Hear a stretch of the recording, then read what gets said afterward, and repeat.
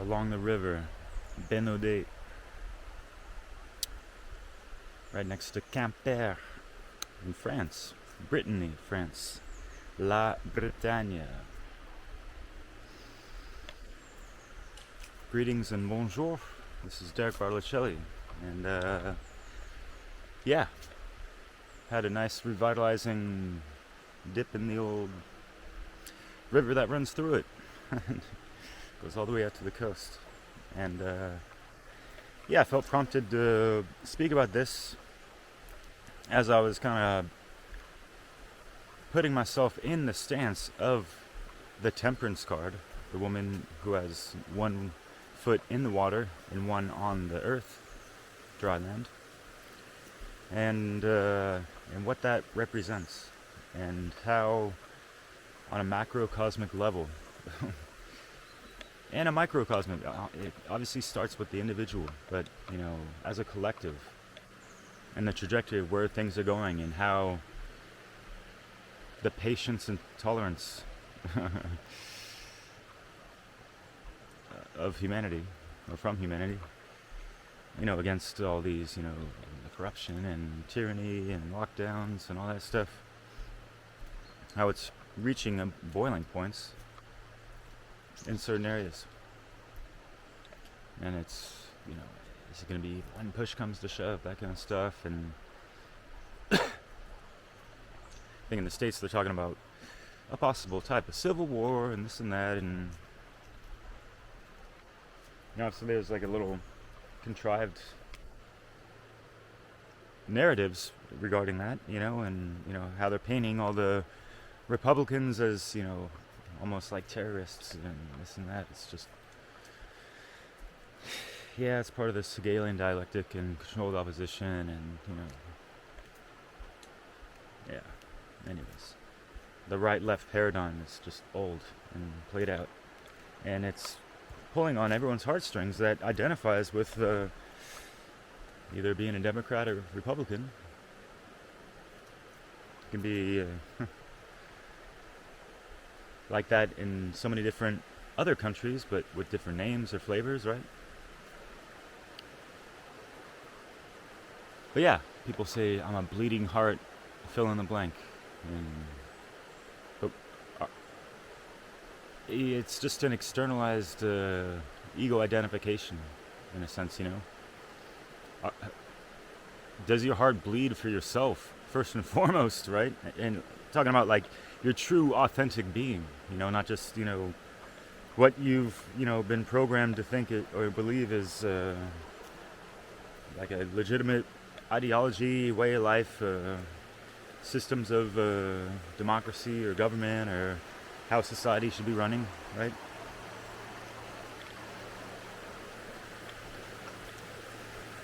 I'm completely lost, but that's all right. So I came here to just do that and really unwind a little bit. Thought I'd take you on a little walk at the same time. So yeah, I'm a fire sign, and it's been really hard for me to control my temper. When I was, growing up as a little kid, I remember I would have temper tantrums and not being able to control my emotions and let them get the best of me, and I end up like hurting myself and causing aggravation or even pain to other people, and it's, it took a long time and many moments of, looking into the mirror to really correct myself and, recalibrate my mental and emotional bodies, I guess, so that, there's less contradiction within it all. It's more fluid, and going back towards the first cosmic law principle of mentalism, where it's all about your state of mind, then that's got to change, otherwise nothing's going to change. And we really got to get our minds right, and how we feel and act is going to precipitate in a much more harmonized way, and we can navigate this reality that much more better. And it could be joyful and fun and full of abundance and joy, right? But if we have too much static in the mind and it's still cluttered with minutia and all this other stuff, we're not going to be having the best behaviors. But anyways, I thought I was on this other path, but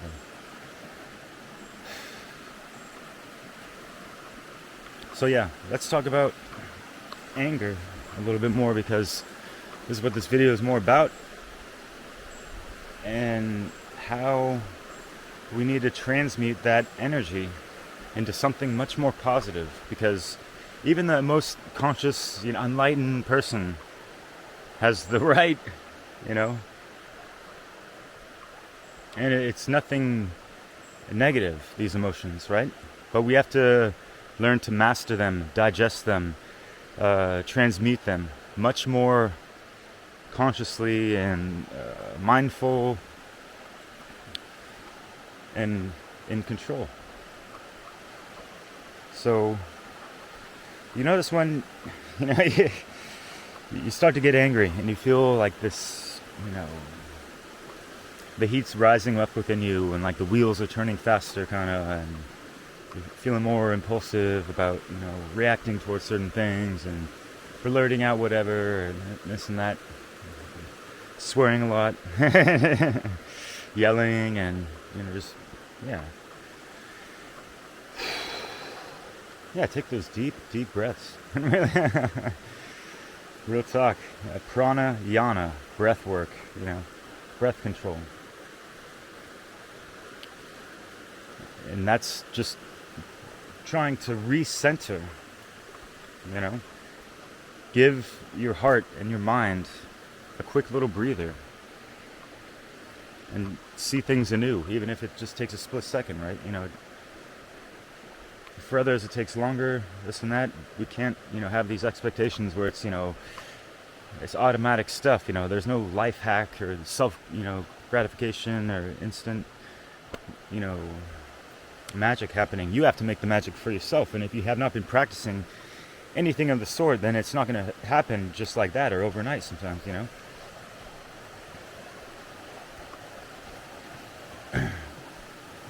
There's plenty of people that have gone through their dark nights of the soul and had to look in the mirror and confront their shadow selves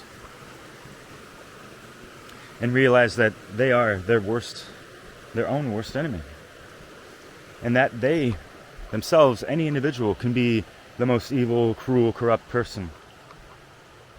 If you have not seen that potential within yourselves, then you will be more susceptible to becoming that, in a sense, or falling for it, or coercing with it, or complying with it, or things to that extent. So we have to bear these things in mind. We have to see this reality, the minefield, through all perspectives, the whole spectrum of what is potential within ourselves, within others, and within the collective. So anger, sadness, and all these emotions, they're there for a reason. And we have to do the proper diagnosis, which is Greek for, the way of knowing, the causal factors of what put that state into manifestation. So that way we can come towards clear solutions and resolution, resolving the issues, because we all want to live without problems, right? I mean, even if people have these psychosomatic issues where they actually like being a victim, or they like the pain. It's like they identify with it. They can't live without it almost, And they're just creating a very negative feedback loop for them. But anyways, so yeah, going back to when we start to feel that trigger within us of that anger building up, and we're trying to, take a breath, recalibrate, reevaluate. That energy is still there, but what are we going to do with it, right? Like, let's say you have an argument with someone, and you just, it's like talking to a brick wall or whatever, and it just leaves on a sour note or a bad note, and you get pissed off about it. That energy is still sitting there. What are you going to do about it? You're just going to pop off at the top of the lip and, just, I don't know, do destructive things? Or are we going to, use that energy and channel it towards gaining a better understanding of why that happened, and even understand where they're coming from, and also reinforce what your side you're presenting, what that's about, so you can better articulate it for the next time, and you re-examine the conversation, try to see where it went wrong, try to see a different approaches to how it could have gone better, or how it could go better next time, right? And how you can even reconciliate with that person, and so that because for me it's like I don't mind disputing things, especially if things that I know to be true, and it's just an objective truth. We can all be open-minded and acceptable to other people's opinions, but if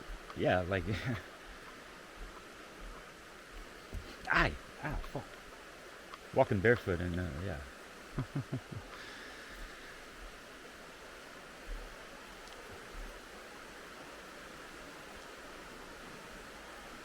So yeah, arguing.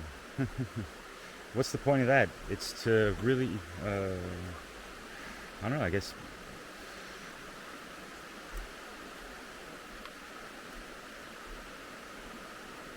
to make right of that which is wrong. And it could just be someone's worldview or viewpoint or opinion, But their behaviors are acting upon those ostensible ideas or opinions, right? And a lot of people try to correct them from a place of care for the other person. It's not to like mother them or father them or whatever, it's just like, hey, if you see someone walking down the wrong path that's leading to a cliff, wouldn't you want to say, hey man, like, woman, the right direction is over there, and it's going to be less tumultuous. But yeah.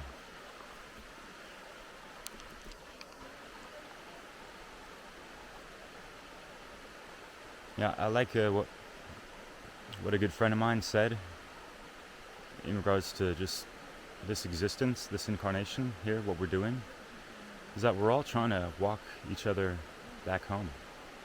That's what true ascension is.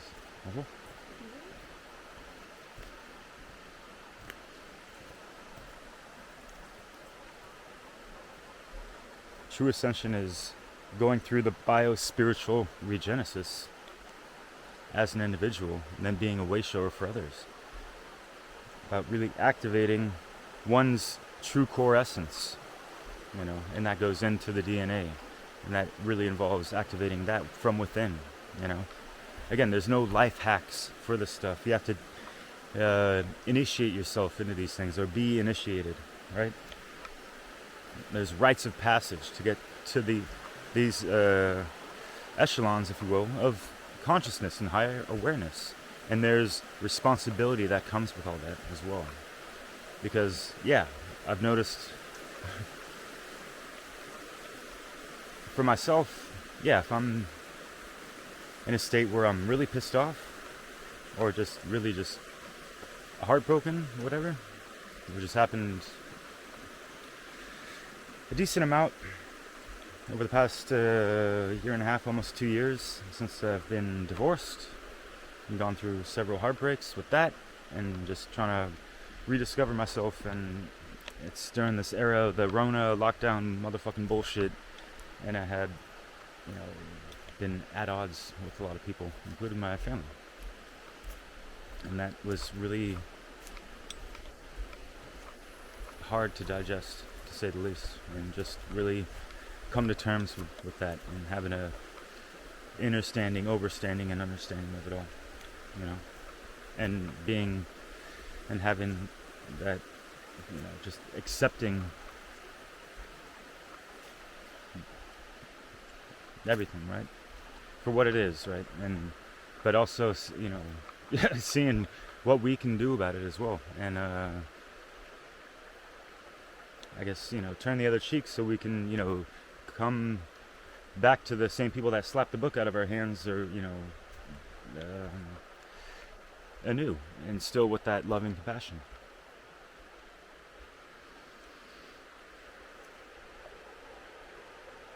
Yeah, if you care for others, right? You care about life in general. We need to stay committed, persistent, Take your breaks, hiatuses, whatever. We all need to recharge batteries, or, you know what I mean? In a sense. Metaphorically speaking, right? We got to be kind to ourselves so we can, have that, real, true, kind, open-heartedness for others, I see a lot of people that are just, you can just tell they don't take enough time for themselves. They're overstressed, overworked, not really using their time outside of work wisely, and it's like, man, y'all need a vacation, but like a true vacation, not just going out to some, exotic place and, binge drinking every night and just going out to restaurants. No, we're talking about just actually kind of going back into hermit mode and rediscovering who you actually are, so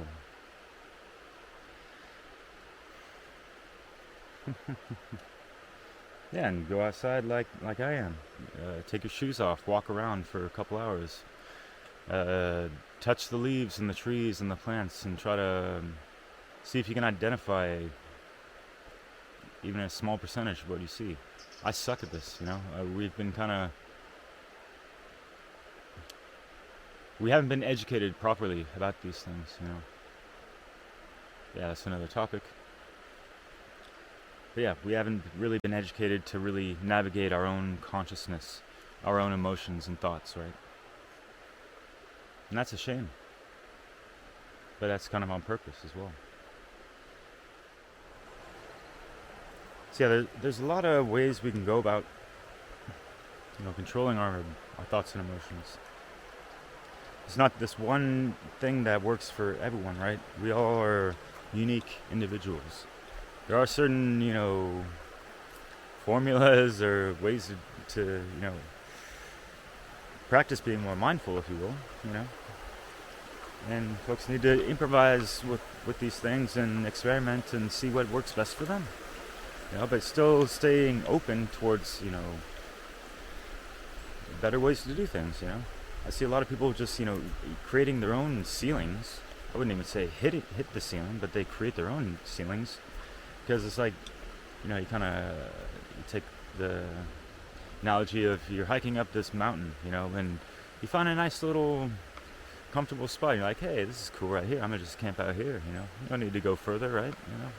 Ow! This is good enough for me, Yeah. Goes back to staying persistent and staying honest with yourself, Honesty is the best policy. So yeah.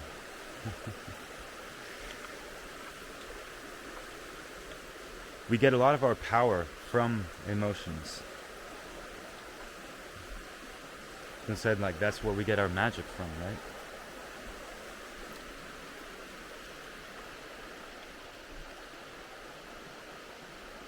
And we need to use these things wisely. That's what true wisdom is. It's using proper knowledge with, care and things that are aligned to what is good, what is right, what does not cause harm to other people. That's, living within the two pillars of enlightenment, nice and balanced. The non-aggression principle with the self-defense principle, having your boundaries and respecting others. And, understanding what triggers us and understanding what can trigger other people as well. And being able to explain things properly and articulate and tell people why this is that way, or you said whatever that got them triggered, and maybe they'll understand more. And that impulsive energy that got them triggered could also be, they could use that to kind of be a springboard into looking into things themselves. That's what I tend to do when I get when I'm like arguing with people. I post something on Facebook and folks are just laughing and this and that. It's like, dude, this is like what's going on? Something like Bill Gates is not a good person. He's like a eugenicist. He's like, oh no, come on, man. He's a philanthropist. It's like, do you know what that guy's slimy tentacles are invested in? But anyways, and so yeah, it's easy to just talk shit and be like, you don't know what the fuck you're talking about, or this and that. Or we can be like, well, actually, after you read this article, are you still able to say that, Bill Gates is a great guy?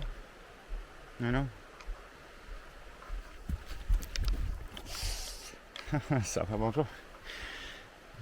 Oops.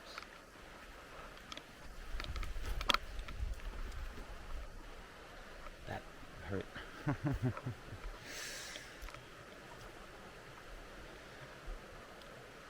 So yeah, you feel that frustration. You're trying to present truthful information, and folks are just laughing in your face about it. What are you gonna do with that energy? That's building up that frustrated shit.